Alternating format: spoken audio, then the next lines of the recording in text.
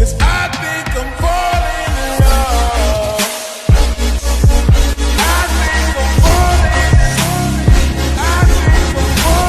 in love. What's up, everyone? Welcome back to my channel.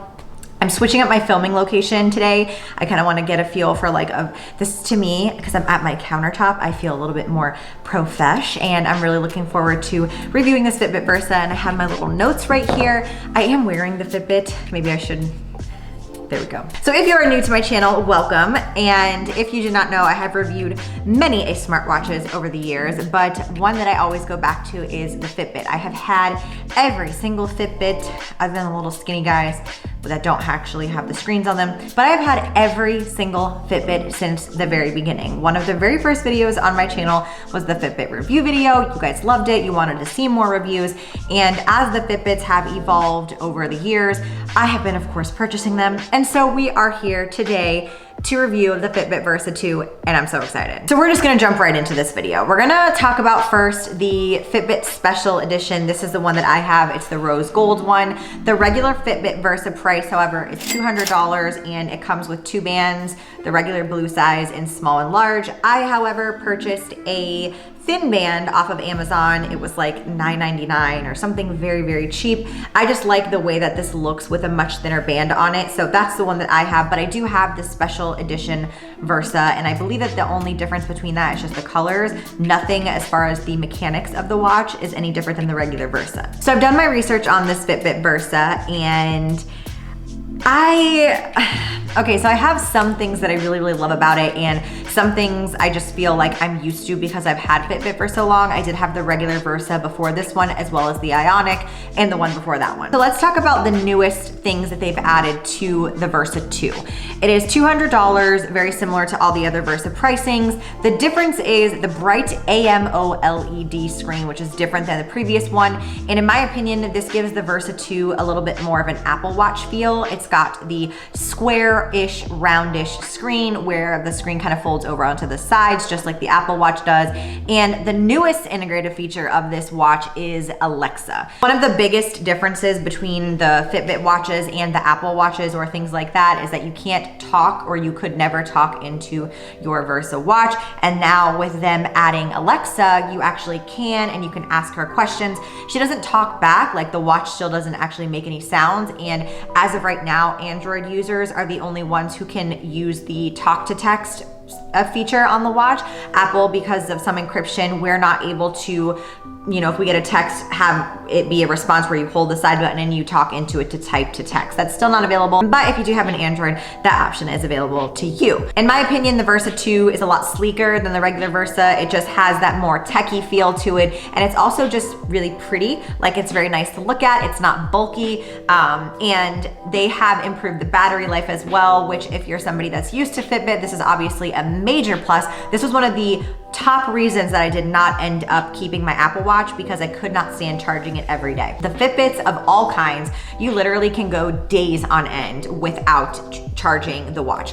If you turn your notifications off, I've seen people get up to a full week of one charge on it, which in my opinion, I just feel like you can't beat with a smartwatch that's also a very fitness integrated watch. Other new things, they've mentioned that they have better graphics. They also have an available option for always on display, although this will hurt the battery life, obviously, but as of right now, when you turn your wrist, the watch face turns on. Also, as a side note, a lot of you guys ask about the watch face that I have on mine. I'll open my app right now to show you. If you didn't know this little fun fact, you can go to your settings on your Versa, click your Versa, go to watch faces or clock faces, and you can actually search through all the different types of watch faces that they have on there. There's literally so many people make these. This one that I have is called Picture Your Stats. And you can upload different pictures, you can kind of customize it a little bit. I just think it's so awesome. The cool thing about this is when you click the watch, you can also, this is like what it looks like when you just raise your wrist, but then if you tap it, you can see the stats. So I like that there's a lot of customizable options for this watch face. But like I said, there's so many in the app store, if you will.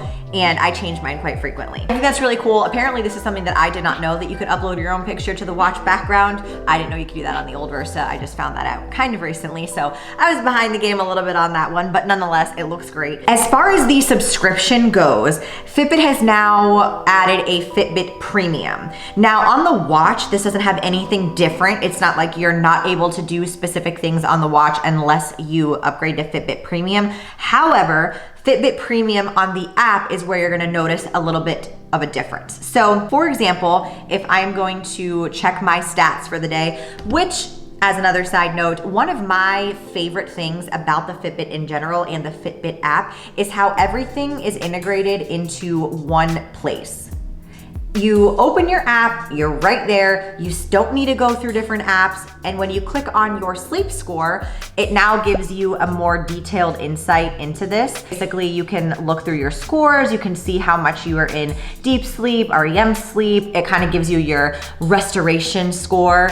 There's like a scale of 50, 25, and 25. You can open these and get a little bit more detailed information about how your heart rate is through the night, which is a premium feature. So I think that's pretty cool. To be honest with you guys, the only Fitbit Premium feature that I use. The other thing that Fitbit Premium does now, along with the more descriptive health and fitness stats, you can get guided programs. So you can literally go through the different options that they have on here, like Get Active, Intro to Healthy Habits, Run Training. They even have a Get More Sleep program. And I just think that's really cool, because if you're somebody especially that's new to fitness and you're looking for that perfect fitness watch, I mean, again, I might be biased because I've had every Fitbit under the sun, but I just think it's such a well-rounded fitness watch. And I've always been one to say that Fitbit is not trying to be a smartwatch. Yes, with the new upgrade, it definitely has more smartwatch capabilities, but for the most part, it is literally called a Fitbit. The primary focus of this watch is fitness, and that's personally why I like it. And again, if you're a beginner, there's so many different options that you can do on here. And if you're starting your watch and you actually want to get a workout and have it tell you what to do, you can do that as well right from the watch face at the gym, and it will buzz to tell you when to change exercises and all that stuff. That was also a feature on the Fitbit regular Versa as well, but just because the Premium is now a paid monthly subscription, that's kind of what you're paying for now. With the Amazon Alexa, I just kind of want to touch on this a little bit more. You don't actually have to pay for this subscription. If you have an Amazon Prime account, all you have to do is go into your Amazon account and link the two accounts together. That way, when you hold the button and you ask her something, you ask her like, what's the weather today? And then she'll think, she buzzes, and then she tells you what the weather is, which I felt was a really easy setup. You just, same thing, you integrate the apps, and of course you have Spotify now. I don't know if you had the ability to do Spotify in the previous Versa, because I never set it up, but Pandora, Strava, Starbucks, and Deezer, you can do all kinds of things on the watch now. Basically, my point is they're trying to get it a little bit a step above being just a traditional fitness watch, which I can appreciate. Now, I know a lot of you guys have asked how accurate I think these watches are, and this is something that I have discussed in many Fitbit videos, as well as the Samsung, Garmin, Whoop, and Apple Watch review videos as well. And it's really hard to say because I don't truly think that there is a gold standard. For example, I'm not comparing this watch to something on a daily basis, so it's really tough to say, yes, I think the steps and the heart rate and the calories are 100%. Do I think it's perfect? No, but I do think that it's a great idea, and I think it can definitely give you a good estimation. I don't think it's necessarily way off, because anytime I've ever done a bulk or a cut and I've kind of based my total daily energy expenditure around what my Fitbit says, it's been fairly accurate. So I think maybe within a couple hundred calories or a couple hundred steps. Some people have said that their Fitbit will give them steps while they're in the car, and I personally have never had that issue. Although I will say, what I found was really funny. The other day I was mowing my lawn and I did the whole front yard and the backyard. I was out there for like 45 minutes, and my Fitbit said that it logged the exercise automatically as an outdoor bike. So I thought that was kind of funny. So with some of those issues that some people have mentioned, let's talk about a couple of the cons that I've noticed. So changing things for the watch. So for example, the watch face, the different stats, if you want to change the colors, if you want to rearrange rearrange your applications. That all needs to be done on the app. For me, I don't personally consider that a con or a bad thing. I actually prefer to do it on the app. But if you're comparing this to something like the Apple Watch, you could on the Apple Watch do everything kind of right from the face of your watch, where Fitbit, that's not necessarily the case. But again, that's kind of a personal preference thing, but I just do want to point that out. The other downside is something that Fitbit has still not gotten together with the Versa, and that is that there is no GPS on the watch itself. So this means that if you're taking a walk or a run, or you need something to track your GPS, you have to actually bring your phone and connect the two when you're doing it. So Bluetooth needs to be on, they need to be connected, and that's the only way that the application or Fitbit is gonna acknowledge the distance and the GPS location that you are at.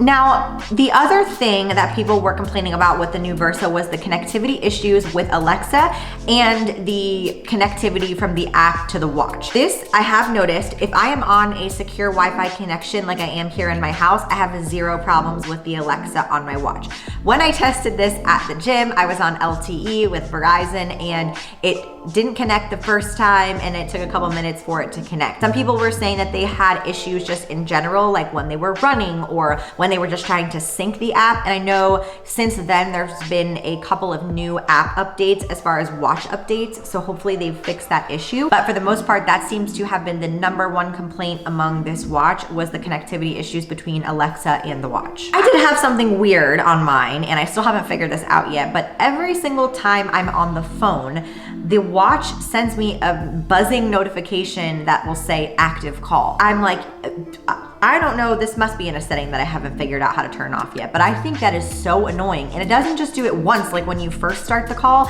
it continuously buzzes your watch to tell you that there's an active call when you're on the phone. And I'm just like, okay, I know because I'm on the phone. So I'm not entirely sure what that's all about, but that would truly be the only thing that I have found that's really annoying as far as the watch goes. Other than that, I really haven't had any issues with connectivity or updating my app, updating the watch. Everything connected really seamlessly, and I don't know if I was just lucky in that scenario, because I know with my previous Fitbit Versa, the very first time I got it, it took forever to set up because my watch couldn't find my phone. But as of recently, zero issues with that, and like I said, zero issues with updating both of the app and the watch. So here's the thing with the Fitbit Versa, and I know this is something that people always ask me with these videos is it worth it? And I hate this question because I don't know what it is that you are looking for or what you personally consider worth it. But here's what I will tell you. If you are looking for your very first fitness watch, I think that Fitbits are great. I don't think it necessarily has to be the Versa 2. I know that a lot of the older models will end up going on sale when they come out with the new Versa. So if you're looking for a more affordable option, I really liked my Charge, my Ionic, and obviously the original Versa. If you are looking to upgrade your Versa to the Versa 2, I personally like it. I think that just the display and the screen itself is a big enough upgrade for me to consider it worth it. I don't use the Amazon Alexa enough to say that that would be a feature that I would personally upgrade for. But again, this may be dependent upon you, and if you find yourself wanting to ask your watch questions all day long, then yes, it might be a good upgrade for you. I think Fitbit did a great job with this. I don't know, I've heard some rumors about Fitbit kind of going under because Apple Watch is like taking over, and that's why they did the Fitbit Premium subscription. So I don't know, I'm interested to see if they end up coming out with new watches after this, or maybe this is the last upgrade. I love Fitbit, and none of these smartwatch, Apple Watch, Fitbit review videos that I've done over the years have ever been sponsored. I have purchased every single one of these watches, including the Apple Watch, the Whoop, and the Samsung Watch, all with my own money to review. And I know some people are like, oh, well, you like Fitbit the best, so you're biased. Okay, maybe I like Fitbit the best, but here's the thing.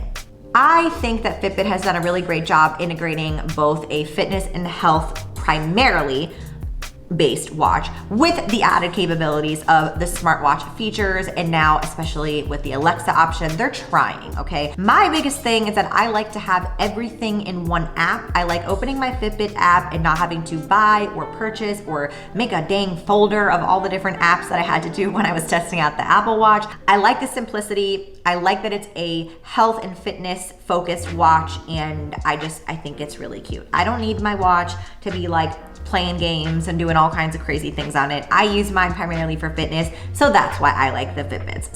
So with that being said, I hope that you guys enjoyed this Fitbit Versa 2 review. If you did, please give it a thumbs up and don't forget to click subscribe so you never miss a Monday with Manders, and I will see you guys in my next video.